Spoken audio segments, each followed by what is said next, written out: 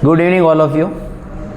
आज अपन बात कर रहे हैं क्लास 10th की ही श्रृंखला में हमारा एक वीडियो जो कि आपके वृत्त सर्कल से संबंधित, क्योंकि इस चैप्टर में से 3 नंबर का क्वेश्चन आ रहा है। हमारी श्रृंखला चल रही थी 3 और 4 नंबर के क्वेश्चंस में, तो लगभग हमने सब कर लिया है। ये आपका एक तरह से अंतिम चैप्टर है जिसमें से 3 मार्क्स का एक क्वेश्चन आना है।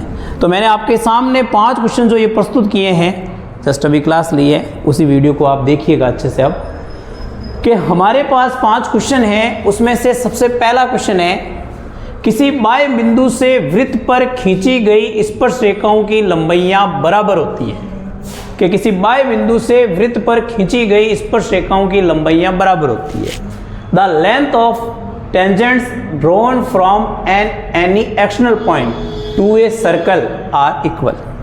देखो क्या कह रहा है वो, डायग्राम बनाना कैसे है। सबसे पहले कहा इसने वृत्त बनाइए, एक वृत्त। उसके बाद में उसने कहा है बाह्य बिंदु, बनाइए बाह्य बिंदु, 2 काम कर दीजिए।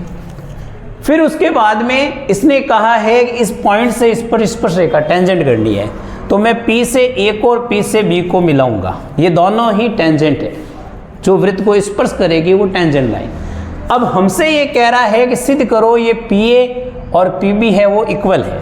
तो सबसे पहले तो दिया गया गिवन, उसमें लिखोगे केंद्र C है सर्कल का और स्पर्श रेखाएं P और PB, centre C, tangent lines P and PB, और प्रूव करना है PA और PB बराबर है। अब ये दोनों बराबर है तो इसके अंदर क्या था, देखो ये लाइनें बाद में बनी हुई है। पहला ये हमारा डायग्राम यहाँ तक ही था, फिर हमने कंस्ट्रक्शन करके इस सेंटर तक इस रेडियस को मिलाया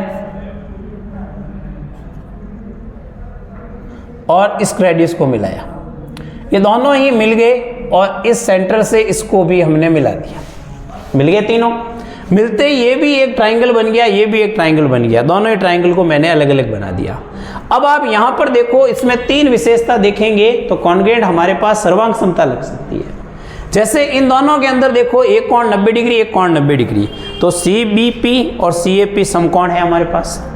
एक हमारे पास एक ही वृत्त की त्रिज्या, कि भाई ये CA और ये CB दोनों ही केंद्र से परि तक की दूरी त्रिज्या होती है, त्रिज्यां समान होती है, तो BC और CA ये दोनों भी बराबर। तो एक विशेषता ये हो गई, एक कोण हो गई। एक भुजा उभयनिष्ठ आ रही है CP, तो इस ट्रायंगल में भी इसमें भी है। तो 3 विशेषता हमारे पास आई। हम देखते हैं उसमें अगर एक समकोण आ जाए, एक आपके पास त्रिज्या आ गई और एक उभयनिष्ठ भुजा, उभयनिष्ठ भुजा मतलब केंद्र 90 के सामने वाली आ गई, जो कि हो गया कर्ण। तो समकोण कर्ण भुजा नियम से आपके पास RHS नियम लगा और दोनों ही ट्राइंगल एक दूसरे के हो जाएंगे सर्वांग सम। अब सर्वांग सम होने के बाद में जो पीछे भुजा बची रहती है वो भी बराबर होगी।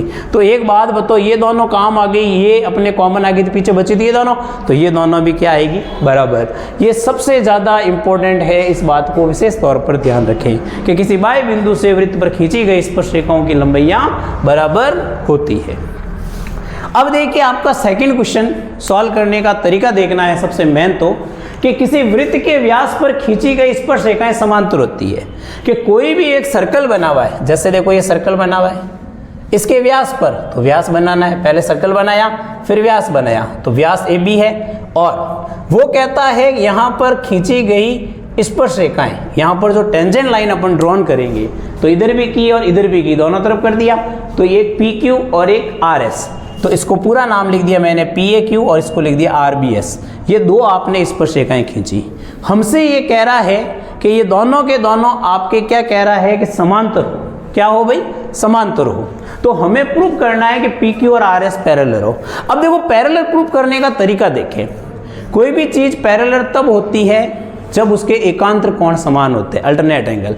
अल्टरनेट एंगल समान तब होते हैं जब उसकी दोनों ही रेखाएं समांतर होती है। तो इसी बेस पर हम यहाँ देखते हैं, सबसे पहले वी नो दैट कि त्रिज्या स्पर्श रेखा के लंबवत होती है, radius is perpendicular to tangent line. तो आप यहाँ देखें ये 90 और ये 90 आपको क्रॉस लेना है, एक ये 90 ले लिया, एक मैंने ये ले लिया, तो एंगल PAC 90, एंगल SBC 90। अब आप देख रहे हो समीकरण 1 2 से दोनों ही बराबर हो गए। अब ये दोनों ही एंगल बराबर आए तो ये दोनों ही अपने बन रहे हैं एकांतर कोण।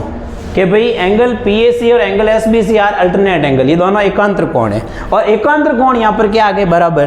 तो समीकरण 3 से अगर एकांतर कोण बराबर है तो उन पर बनने वाली ये रेखाएं क्या होगी, समांतर। तो आप लिखोगे PQ और RS क्या होता है, पैरेलल, क्योंकि रेखाएं समांतर होती है तो एकांतर कोण बराबर होते हैं, तो एकांतर कोण बराबर है तो रेखाएं जो बनने वाली है वो समांतर होगी। इसको ऐसे लिखना है, ये भी हमारा इंपॉर्टेंट है सेकेंडरी, ये ध्यान रख लेना।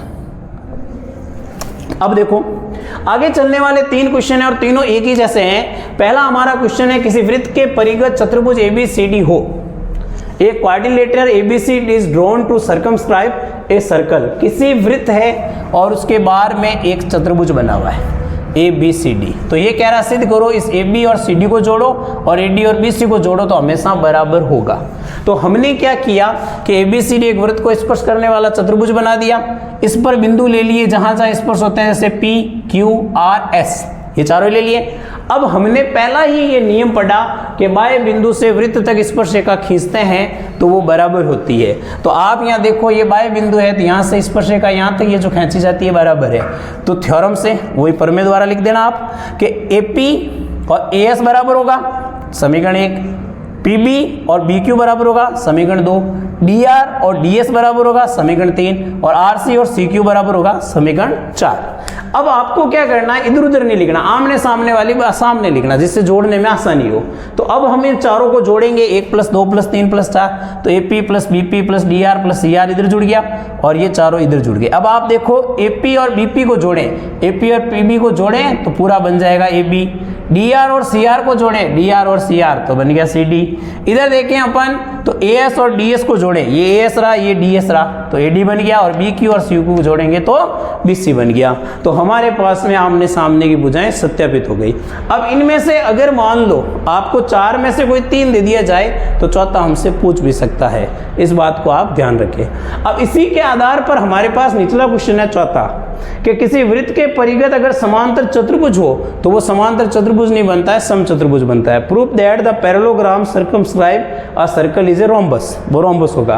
तो सबसे पहले तो कहा कि ये ABCD है वो एक क्या है, चित्रभुज का वो बना लेना, वो एक समांतर चतुर्भुज है। अब समांतर चतुर्भुज की विशेषता होती है आमने सामने की भुजाएं बराबर, तो AB और CD बराबर, AD और BC क्या होता है बराबर, ये तो विशेषता हो गई। सिद्ध करना है कि ABCD समांतर चतुर्भुज नहीं क्या है, समचतुर्भुज आपके रोम्बस, तो रोम्बस है तो मतलब चारों ही भुजाएं क्या आनी चाहिए बराबर। अब आप देखो अभी हमने जस्ट प्रूफ किया ये वाला, इसी कंडीशन से लिखते हैं we know that AB + CD BC + AD के बराबर है। अब चूंकि हम देखते हैं AB CD के बराबर है और AD BC के बराबर है क्योंकि समांतर चतुर्भुज तो दिया हुआ है, तो AB की जगह मैं CD लिख दूं तो इस AB की जगह CD लिखा, ये भी CD, और BC की जगह और AD दोनों बराबर है तो मैंने AD की जगह BC लिखा, तो CD और CD 2CD, BC और BC 2BC। आप देख रहे हो इस 2 से 2 कट हो गया, पीछे रहा CD = BC, और CD और BC बराबर आया। अब CD BC बराबर आया, CD किसके बराबर, AB के, तो CD BC ने AB बराबर, और AB और BC बराबर किसके, AD के, तो ये चारों के चारों क्या आ गए बराबर, और चारों ही बराबर आ गए तो ABCD जो हमारे पास बनेगा वो एक क्या बन जाएगा, समचतुर्भुज बन जाएगा।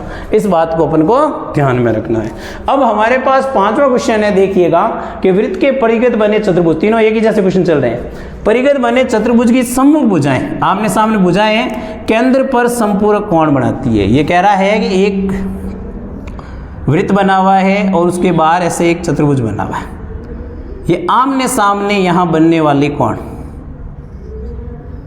इधर वाला इधर वाला इधर वाला इधर वाला, ये समपूरक मतलब है सप्लीमेंट्री एंगल है 180। तो ये कह रहा है आपसे सिद्ध करना AOB COD 180, इधर AOD और BOC ये भी 180। तो मैंने इसको क्या किया सॉल्व करने के लिए कि जो हमारे पास बना है यहाँ टच करता है टेंजेंट पॉइंट, वहाँ टेंजेंट पॉइंट से एक लाइन बना दी ऐसे और एक ऐसे, फिर यहाँ 4 अपने पास क्या हो गए बाह्य बिंदु एक्सटर्नल पॉइंट। अब बाह्य बिंदु की विशेषता कैसे होती है कि जैसे आप देखो बाह्य बिंदु जिस स्पर्शरेखा बराबर होती है तो केंद्र पर कोण भी बराबर होते हैं, तो केंद्र पर कोण बराबर होते हैं तो C से जैसे इसको मिलाया तो इधर बनने वाला कोण बराबर, B से मिलाया तो इसके दोनों बराबर, A से मिलाया दोनों बराबर, और D से बने दोनों, तो ये दोनों बराबर, दोनों का X मान लिया, इन दोनों को W मान लिया, इन दोनों को Z मान लिया, इन दोनों को Y मान लिया। तो हमने लिखा है यहाँ पर कि BOP और BOQ ये दोनों एंगल क्या है बराबर, जिसको Y AOP AOS इनको X, DOS DOR W, COR COQ Z मान लिया। अब हम जानते हैं कि कोई भी एक बिंदु होता है उसके चारों ओर बने कोणों का योग होता है 360 डिग्री, कि कोई भी पॉइंट है और उसके अराउंड में अगर एंगल बनते हैं उनका सम कितना होता है आपके 360। तो इन सब को ऐड करेंगे तो X X 2 बार, Y Y 2 बार, Z Z 2 बार, W W 2 बार, तो इन सब का जो योग होगा वो योग होगा हमारे पास 360 डिग्री 360।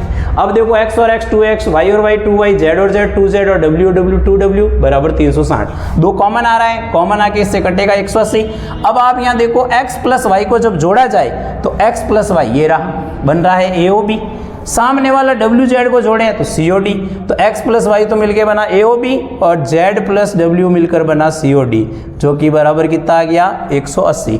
अब आप कहोगे दूसरा वाला निकालूं तो दूसरे वाले में आप क्या कीजिए कि आप एक काम करो, x और W को पास लाओ, कि x प्लस W लाओ, तो x और W को जब जोड़ा जाए इधर वाला बनता है AOD और y और z को जोड़ा जाए तो इधर वाला बनता है BOC, वो भी 180 बन जाता है। तो ये आपके सामने 5 क्वेश्चंस हैं, बहुत ही इंपॉर्टेंट, बहुत ही महत्वपूर्ण, अति महत्वपूर्ण, ये समझ लीजिए, जिसमें से आपको क्वेश्चंस मिलना है।